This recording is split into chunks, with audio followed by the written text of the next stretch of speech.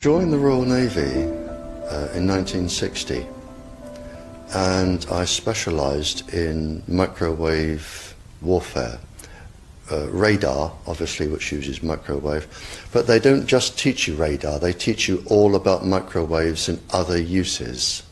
So I understood about microwave warfare and how it can damage people, how it can harm people.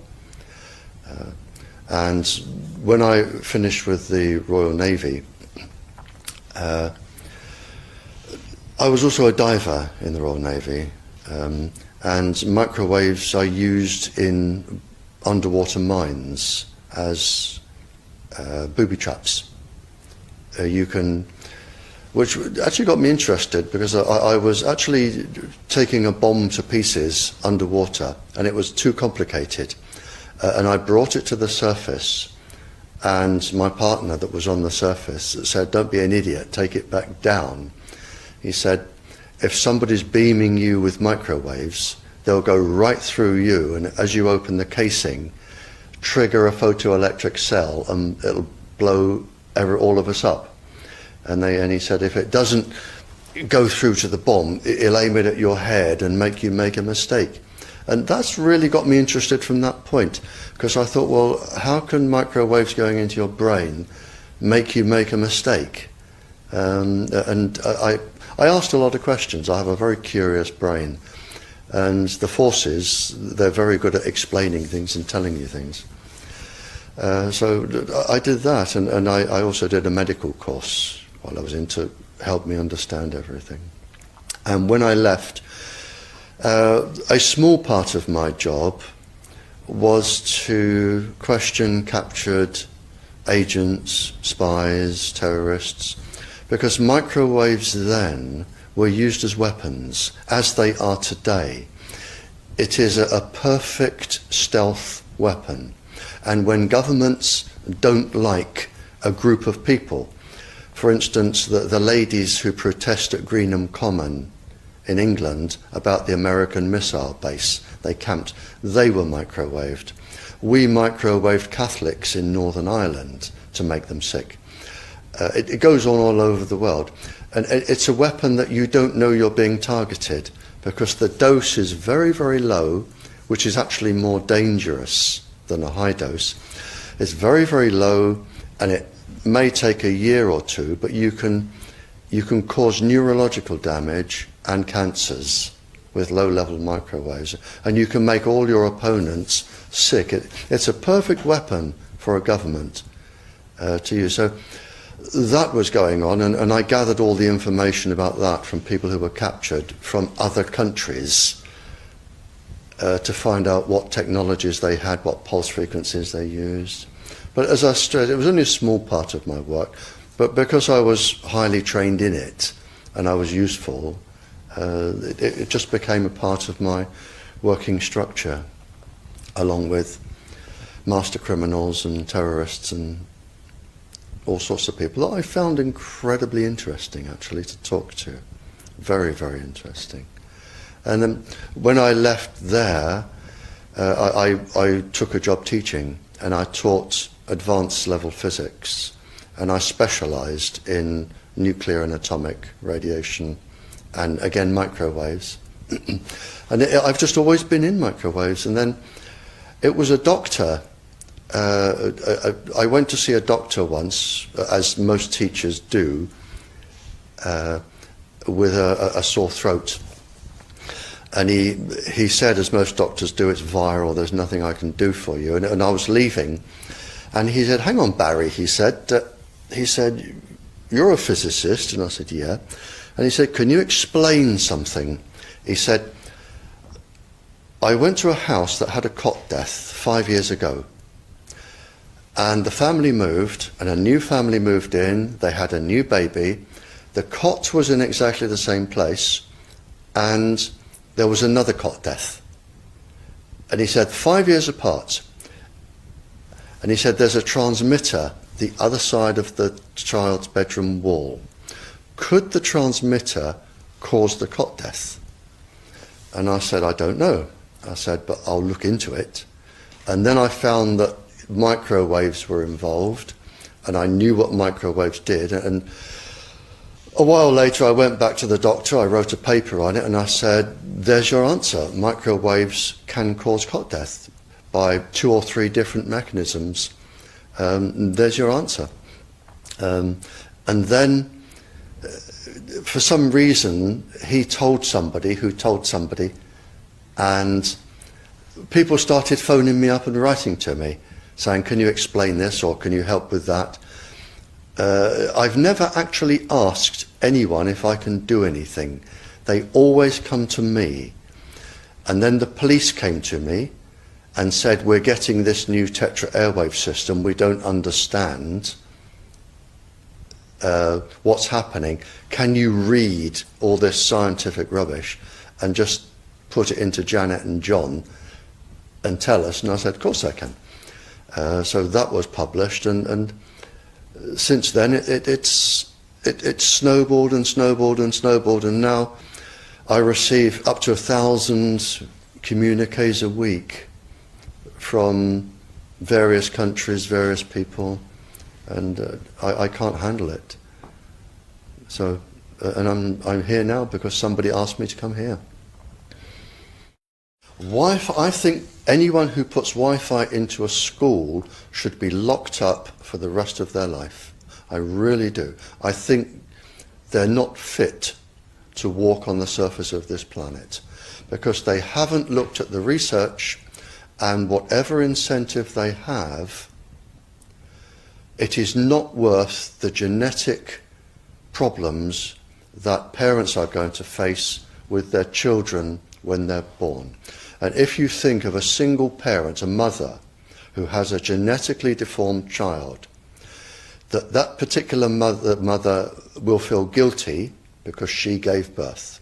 She will feel guilty, and she will be worried every single second of every single day for her life. She will worry that the child won't marry. If the child can marry, she'll worry that the children will carry the disease, which they will. She will worry when she dies who will take care of them. So you are condemning both the family and the children to a lifetime of absolute hell. And this is already published. It is available to look up. It's what I call intentional ignorance. They are offered some sort of incentive and they think, oh, this is going to be good, we'll have it. Now the problem is, imagine you are a 15-year-old schoolgirl. All of the 400,000 eggs in your ovaries were with you at birth. They're not fully developed, but they're with you. They are 10 times more susceptible to radiation than all of the other DNA in the body. And scientists don't realize that. They don't read all of the papers as I do. So you have this highly susceptible genetic material which is going to make your children. And you are irradiating it because Wi-Fi's, they are transmitters as well as the routers, as well as the ones either side of you. They are all transmitting at this height through your ovaries. So you are risking the damage, the DNA damage of your child every time you sit down and you use Wi-Fi. And it's like saying, if I smoke a cigarette, which one will cause the damage? The answer is I don't know.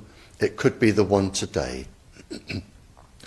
So you now have a child that has a probability of being genetically damaged.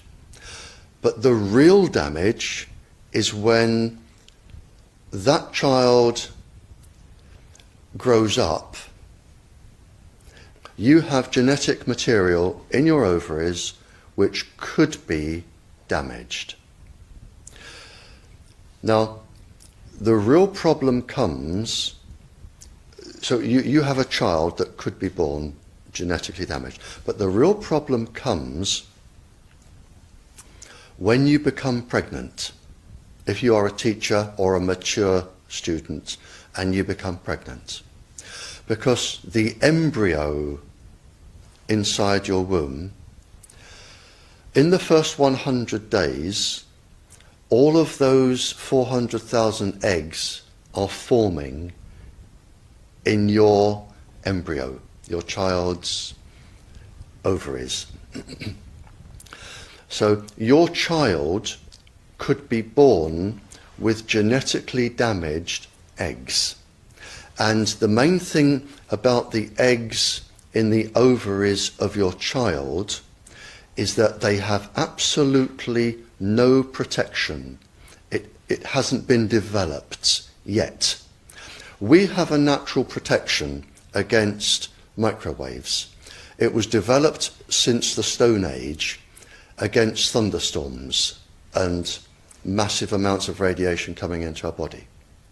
But in your embryo, your uterus, in the fetus, where your child is developing for the first 100 days, in the ovaries, the eggs do not have that protection.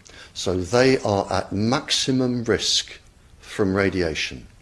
And for the first month or so, you wouldn't even know you were pregnant. You wouldn't even be taking precautions. That is the main danger area. So you give birth to a daughter, but her ovaries are now contaminated. She may be normal, she may be genetically damaged, but her ovaries are at the most risk. So when your daughter grows up and she becomes pregnant and has a baby, this is where one of these eggs will be fertilized and come out. So the real damage here is your grandchildren. That is where it is going to show most. And we already see this in animals that have reproductive cycles of a year or 2 years or 3 years. We're already seeing this, and it has been published by veterinary schools and vets and scientists, so we know this happens. And it's also been documented in the Cold War, when women were deliberately microwaved. So we know it does happen. The documents are there. And what you're risking by putting Wi-Fi into schools is the future generations of all of these girls. But it gets worse, because this particular DNA, the mitochondrial DNA inside you, and the DNA inside you, the mitochondrial DNA, you can trace unchanged to your mother, her mother, her mother, right the way back to the beginning of the human race in Africa, the Stone Age.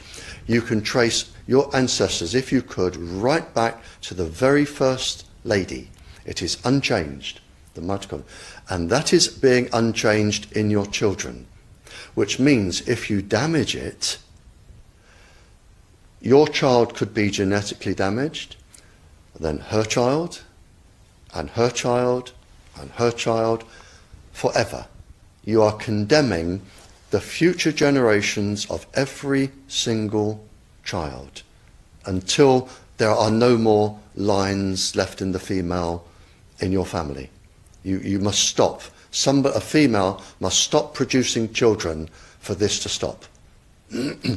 So when you put Wi-Fi in schools, what you're saying is, for the sake of a little bit of money that saves getting a workman in to drill holes through the walls to feed cable, because it's cheaper, we're just going to put Wi-Fi in, but you can have genetically damaged children for the rest of your family's career. That's what we're saying. I'm an internal medicine physician. I've practiced medicine for 21 years, and my background is mostly academic, internal medicine, hospital-based, clinical research, and medical education. I am going to skip many of the things I wanted to say because I didn't realize it was only 5 minutes. Wireless radiation has biological effects, period. This is no longer a subject for debate when you look at PubMed and the peer-reviewed literature. These effects are seen in all life forms: plants, animals, insects, microbes. In humans, we have clear evidence of cancer now. There is no question. We have evidence of DNA damage, cardiomyopathy, which is the precursor of congestive heart failure, neuropsychiatric effects. So 5G is not a conversation about whether or not these biological effects exist. They clearly do. 5G is a conversation about unsustainable healthcare expenditures. Why do I say this? We've been sitting on the evidence for EMR and chronic disease for decades. And now we are seeing all these epidemics appearing. So diabetes is the first epidemic. I think most of you know the statistics. They're very scary. 1 in 3 American children will become diabetic in their lifetime, and if they're Hispanic females, the number is 1 in 2. So what does this have to do with wireless radiation? Wireless radiation and other electromagnetic fields, such as magnetic fields and dirty electricity, have been clearly associated with elevated blood sugar and diabetes. That is what the peer-reviewed literature says. It is not opinion. The closer you live to a cell tower, the higher your blood glucose. That is based on hemoglobin A1C measurements. So the idea with small cells of putting the cells closer to people's homes and bedrooms scientifically is very dangerous. And from an economic perspective, it's dangerous. And you may not know this. I was shocked to find this out. But the way you create a model of diabetes in rats in the lab is by exposing them to 2.4 gigahertz. And this is not for long-term exposure. So I don't have time to talk about the costs, but the huge problem with diabetes really is chronic kidney disease. End-stage renal disease, the worst complication of diabetes, leads to hemodialysis. Hemodialysis is an automatic qualification for Medicare. And if you don't qualify for Medicare, we still have to dialyze the patient. And the state ends up paying in many different instances. So renal failure is 1% of Medicare, but it takes up 7% of all Medicare expenditures. I don't have time to talk about this anymore, but once again, so the other epidemics that clearly link from the science with electromagnetic radiation are related to mental health. And this is straight from PubMed. This isn't my opinion. This is science. Okay? For those of us who aren't physicians, what is PubMed? I'm sorry. It's just it's our National Library of Medicine. This is where you would go. This is just the peer-reviewed literature. So we have 3 epidemics that clearly, they're essentially one epidemic. We have deterioration of mental health in the United States. And if you look really at the science, what does it show? And these epidemics are our suicide epidemic, epidemics in shootings, and the opioid epidemic. And I don't have 5 minutes is not the time to talk about this. This is in the peer-reviewed literature. I have a file to submit for the record, but these are facts. These are things that have just been glossed over by the wireless industry, and I really don't have time to talk about them in 5 minutes. I wish I did. But we need to examine our epidemics in the context of our EMF exposures. What does that mean? That means that the CDC tracking these epidemics we need to start measuring how much radiation are people being exposed to. And before we roll out 5G, and this means there are 4 kinds of electromagnetic fields that we know are harmful to human health. So radio frequency radiation, magnetic fields, dirty electricity, and electric fields. Okay? Our exposure, any given person, and all humans are affected by EMFs. Our given exposure has nothing to do with the research that my colleagues are going to cite, with the National Toxicology Program.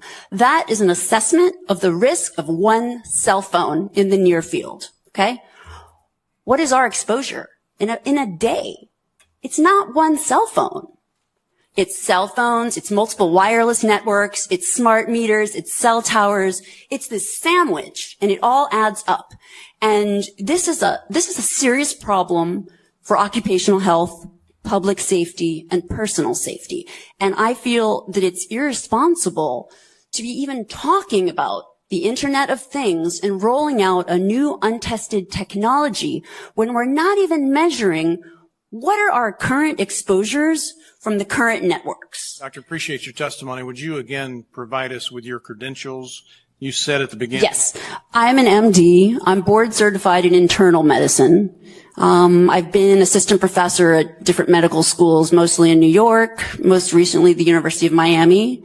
And I got interested in electromagnetic fields after my administrator at the University of Miami gave me a new iPhone. I used it for 20 minutes on speaker, and my finger was burning at the end of the call. So that was years ago. I started reading about the science and connecting with other scientists, and really my expertise, I've taken care of a lot of patients with chronic disease. So when I talk about diabetes and, for instance, heart failure, that, the National Toxicology Program shows clear evidence of cardiomyopathy in that study. In other words, that's a precursor to congestive heart failure. And I want to just read one thing, if you'll allow me. This is from the United States Renal Data System, Healthcare Expenditures for Persons with Chronic Kidney Disease. So over half of the 2015 Medicare spending for beneficiaries aged 65 and older was for those who had diagnoses of CKD, diabetes mellitus, or heart failure. All three of these conditions, when you look as an independent scientist, not someone who's funded by wireless, all of those three conditions are linked. So diabetes and heart failure are linked with EMF exposures. It's very clear. Doctor, what are your trained medical professional? Yes. We don't have one on the panel. What are we to make of the American Cancer Society, for example, telling us there's no evidence of harmful product? Well, at this point, there's a national and international 5G appeal. I don't know how many thousands of people have signed. But the point is that many of these organizations have conflicts of interest. And I can't speak to, I don't know who's on their board, who made these decisions. My testimony comes from, I've been reading this literature for years. And really I got interested in it because I spent my career taking care of so many patients who were sick in the hospital that when I found out about the links, I was just shocked. I couldn't believe it. So I've read these articles myself, and the experts who don't work for telecom and who are in their independent research, everyone comes to the same conclusion. We're not in a place where we should be debating this anymore. This is exactly what happened with tobacco. It's the exact same thing. And really, right now, the only people who are able to protect Americans are our legislators, because we don't have any relevant regulatory guidelines to protect human health. The FCC guidelines were developed for short-term exposures, 6 minutes, 30 minutes, depending on it's a phone or an outdoor exposure. And they have absolutely no connection to the biological effects that have been very clearly summarized in the Bio Initiative. That's a huge document generated. All of the summaries are there. And I've got it here for you if anyone wants to read it. I have very concise summaries and abstracts documenting everything that I'm saying. So I know there are plenty of people here that are probably rolling their eyes, but in academic medicine, we have a name for what's happening now with 5G. This is called, and what has happened with wireless communication, this is called, 5G is an untested application of a technology that we know is harmful. We know it from the science. This is, in academics, this is called human subjects research. Human subjects research is very tightly regulated. You can't just roll out some type of a research project on human beings unless, A, you have their informed consent, so they understand the risks and benefits, and B, you have the approval. Like someone has actually, examined the literature and said, okay, this research project, we believe that it's safe. There's no evidence in the science to indicate that it would not be safe. We have decades of evidence to show that it is not safe. Thank you, Dr. Goldberg. Thank you. And very briefly, if you can, what do you mean by conflict of interest? I mean that, so I've taught, one of the things that I taught in medical school is evidence-based medicine. So teaching medical students and residents how to critically evaluate the literature, the science. And one of the first things that you teach residents is that you always have to look at the funding. So, and you can read about it. Marcia Engel, the editor of New England Journal, just wrote a great op-ed in the New York Times about researchers who are funded by private industry. The results of their research are much more likely to support whatever it is that is being funded. That's clear. Representative Garrett has a question. Yes. Good morning, doctor. Just Good a morning. really quick question. What is the normal RMF that individual could be exposed to? And if these small cells are installed, what is the prediction of how much RMF the human body would experience? And then the second question would be, if we know that RMF is a issue, do we limit the amount of exposure that somebody with cardio issues in the hospitals, whether they're going through a CAT scan so are we limiting that because we know that just small cells alone is not the issue? It's, as you talked about earlier, it's the sandwich. So give me the normal levels, what the prediction is that the human body would experience moving forward. Well, I'm so glad that you're asking that question.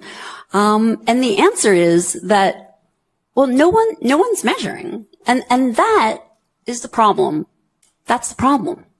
Because we have, and the way I think about this is in an occupational health perspective. I think about, because people go to work and so for instance, your exposure will depend on what you do in a given day. So if one cell phone causes cancer, clear evidence of cancer, DNA damage, heart damage. Well, what happens if you work at an airport? What happens if you work in a stadium where there are 100,000 people coming to watch a football game and everyone's using their phone at the same time? And so the problem is that we have a very, very systematic, clear, empiric way to measure these exposures, and it's a discipline called building biology, and we actually have someone here trained in building biology, and I asked him to bring the meters. If anyone after this meeting is interested, I can show anyone exactly how we measure. Okay?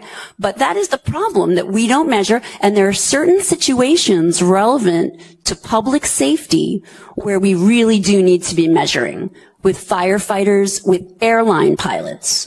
Because when you activate microwave radiation inside an enclosed metal space, you get amplification, you have increased power density. So think about it, an airplane, everyone's with their devices, every device is emitting radiation, and the access point is right next to the cockpit usually. So what does this do to pilots?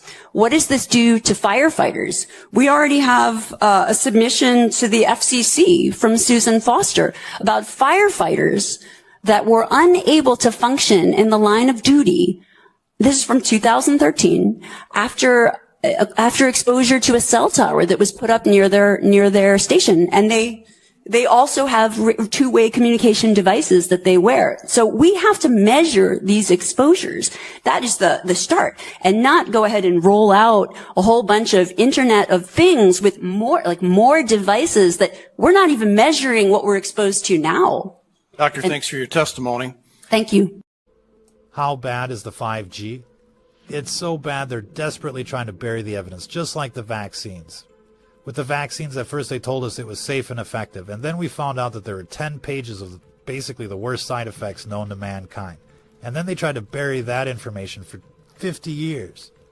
They didn't want you to know what was in it for 50 years. Well, it's basically like that with the 5G, if not worse, because you can opt out of vaccines, but you can't opt out of this 5G technology that's basically everywhere. We're surrounded by this radiation, and it's much worse than you can possibly imagine, as we're going to discover with this Department of Defense report titled Radio Frequency Microwave Radiation Biological Effects and Safety Standards. This is from the Air Force from the Rome Laboratory in New York Air Force Base, and it's got the chain of custody documents. It's official, and it goes through all of the diseases that are linked to microwave radiation, and it's shocking. I mean, it causes mutations. It's all the stuff that you know, but more. Heart attacks, strokes, neurological effects, effects on the immune system. It's like, what doesn't this affect, basically? It prevents the cells from basically eliminating toxins from the body. It allows toxins to more readily enter the cells. It affects the immune system. It affects the heart. Everything causes cancers. By the time you get to pathological effects, it becomes clear that this technology is neither safe or effective. They were testing mice for 4.5 minutes a day, 5 days a week, for 59 weeks, and they observed a 35% cancer rate in the white blood cells, leukemias, 35% versus 10% in the control group. And it's like this throughout this study, this paper, this report. Another study, 500,000 people, and it basically links power lines to leukemia, effects on the chromosomes. It basically causes chromosome deletion, chromosome gaps, so on and so forth. And this is even at radiation frequencies that are like the Wi-Fi, 2.5 megahertz or 2500 megahertz, which is 2.5 gigahertz. This is what microwave ovens use, and this is what your Wi-Fi uses, 2.5 gigahertz. Cancer. It causes deletion in the chromosomes. It suppresses the metabolic pathways or the metabolic activity inside the cells. It basically breaks down the cell membranes, making them more permeable to toxins and exosomes. It makes exosomes. It lets exosomes spread more readily, or viruses, if you will. And this is all basically at, the 2.5 gigahertz range, 2.9, 2.5, et cetera, et cetera. And, these are at rates that people can be exposed to in the urban environments. Lymphomas, blastomas, you name it, all sorts of cancers and the like. But then when it gets to the cardiovascular effects, that's when it gets really shocking. And in this report and another report from the Department of Defense, basically we're looking at, here, let's see if we can read this, quote this. Animal experiments reported in the open literature have demonstrated the use of low-level microwave signals to produce death by heart seizure or by neurological pathologies. So basically a heart attack gun. Low levels. Open literature. Back in the day before it got all political and before it became a multi-billion-dollar industry. Back in the day when, AT&T didn't really care about these types of reports, they were saying in the open scientific literature before it got all woke that even low levels of microwave signals can produce death. Not just heart palpitations or anything like that. Death by heart seizure. So when that happens to a person, what do they say? What do they say on the report? Natural causes, climate change, sudden and mysterious, right? Low levels. It says right here, this is a 1974 document. And it talks about the Soviets, Poland and the like. It's the same genre of this other document, and I'm pretty sure it's the same study that's in the citation. And so we'll provide a copy of this report in our Telegram feed in the comments. But basically, it just goes on and on and on.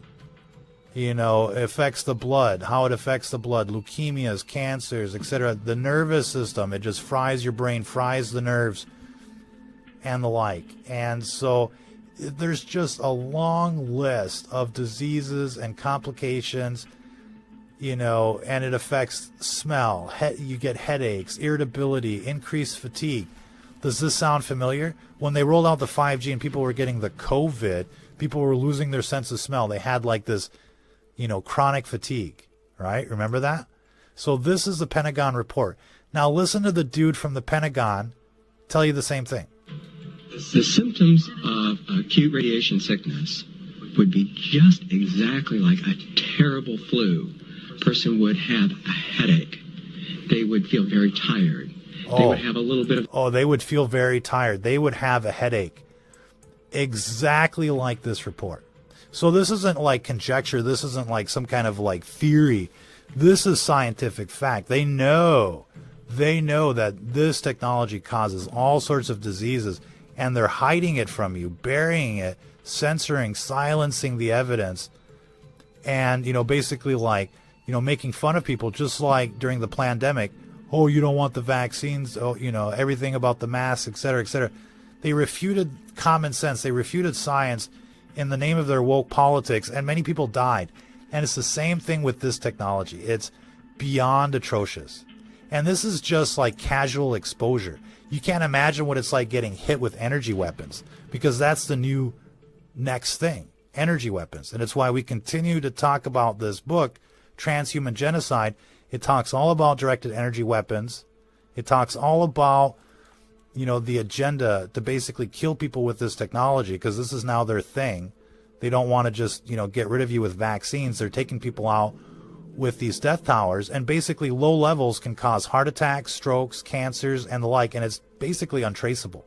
They have plausible deniability the whole way as they bury and silence and censor the evidence. It's basically like an outrage.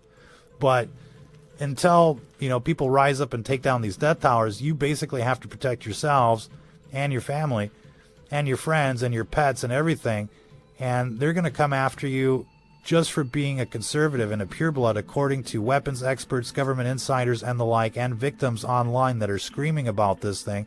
And even 60 Minutes is doing, report after report on, directed energy weapons, Havana syndrome, and they're like, oh yeah, the Russians did it. It's not the Russians. It's AT&T, Verizon, and the like. It's the deep state. It's the NSA.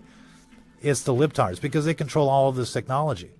Conservatives aren't writing these programs. Conservatives aren't bringing us this technology. It's all libtards, and they're looking at us like we're the enemy. And they're at war, and they're using these cell towers to kill people. This is a fact.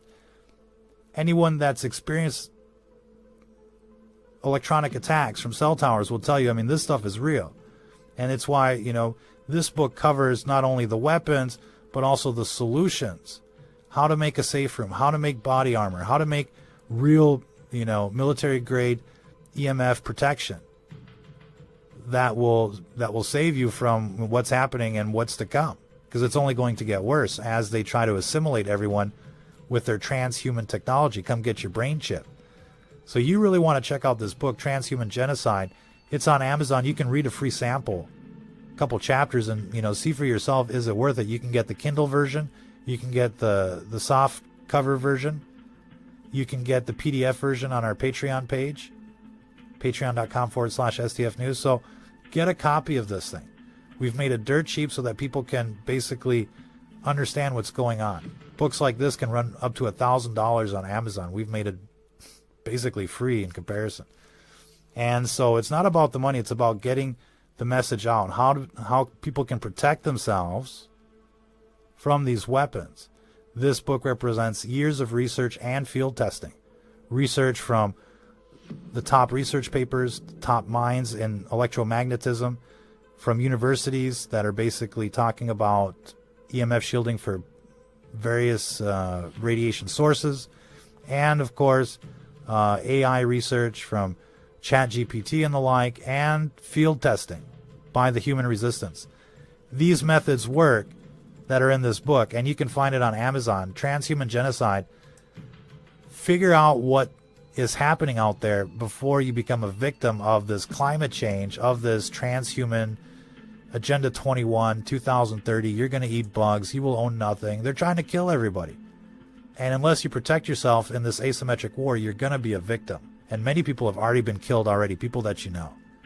So this is not a joke. These weapon systems have been integrated into the smart city network. They're everywhere. Weapons experts are confirming this. It's in the LED lights. It's the cell towers. It's the smart meters. It's the routers and things that you can't even see. And it's basically, the weapon system is basically embedded at the factory level or hacked in by the NSA.